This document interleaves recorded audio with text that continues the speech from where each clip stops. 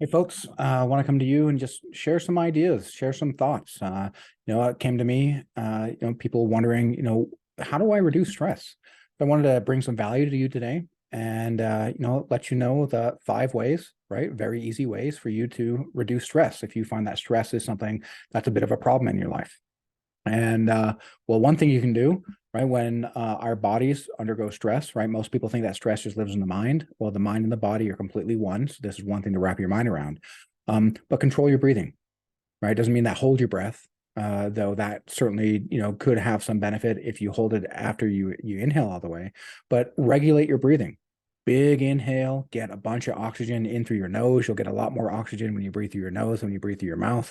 Um, don't allow yourself to hyperventilate, because when you start taking control of that autonomic nervous system right through your breathing, well, now you're no longer just allowing that cascading effect to run its course. You are now seizing control. Breathing is a wonderful way to start feeling grounded and centered, and so that way you can go ahead and start offsetting that stress just by pulling in more oxygen, pulling in more energy, and controlling your breathing. Now, two, if you don't already, I highly encourage you to meditate, right? You may not be able to meditate on the spot, but you'll find that when you meditate, when you have meditation as part of your, daily routine, whether it be in the morning, or whether it be at night, whether it be both, maybe you've got times in between, the more that you meditate and connect within, well, the more that you'll know who you are. And so when the world's going to come around and demand that it knows you more than you know yourself. And when that happens, well, when you're grounded and you know yourself, well, then you can just dismiss things that just don't fit. But when there's a lot of chaos and we're ruled by chaos and we don't know who we are and we aren't grounded, when the world says, hey, this is who you are, well, it's very, very easy to have that spell cast on us. And then all of a sudden we're doing something or engaged in something that we otherwise wouldn't do, right? Think peer pressure, so to speak.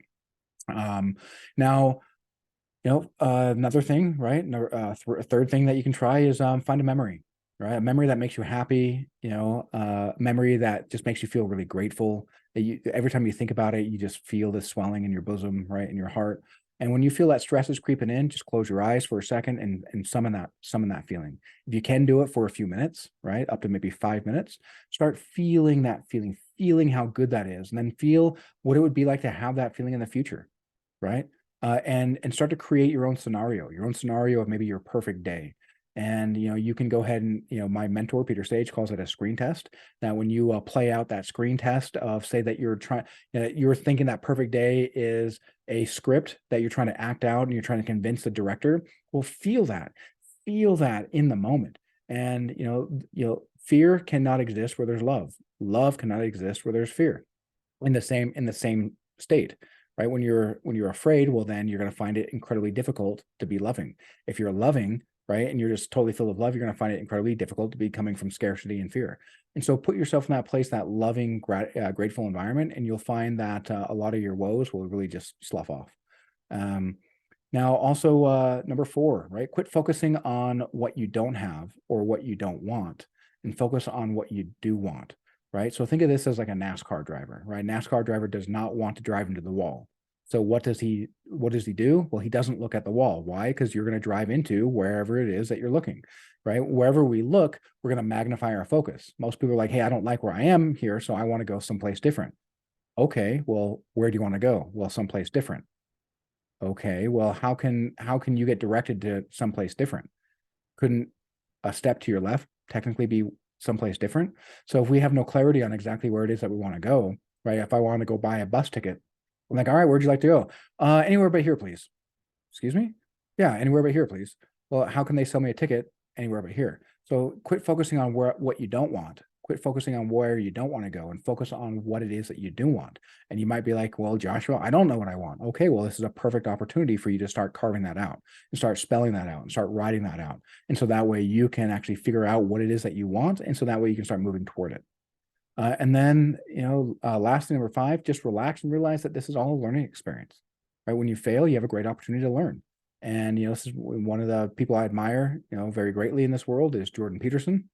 He talks about, when we first try something, well, what do we know, right? What the hell do we know? We have to go out often and try it stupidly. And if you give yourself permission to do it stupidly, well, then you also give yourself permission to learn, because you already know that you're doing it in a way that isn't at expert level. And so now you have the opportunity to learn. You're giving yourself permission to learn. You're giving yourself permission to fail in order to be able to learn. So that way you can improve your situation and not be stupid constantly, right? You might start off stupid, but you don't have to stay that way. And so these are, 5 great ways for you to be able to help reduce stress in your life, to focus on what it is that you want to do, to focus on even something that might be perceived as negative, like failure, and turn it into a positive because it's a learning experience. So you can actually get better, and really just tune into yourself, tune into your heart. And if this has brought value to you, well, go ahead and comment below value and let me know that this is something that you liked. And if I lost you somewhere, comment, let me know, give me some feedback. So that way I can add more value to you, to my group here. And that way I can, perhaps come up with ways in which perhaps you can look at something a little bit differently that can drive a little bit more value in your life and really help you on your quest to become, right, the best version of you that you can. Sound good?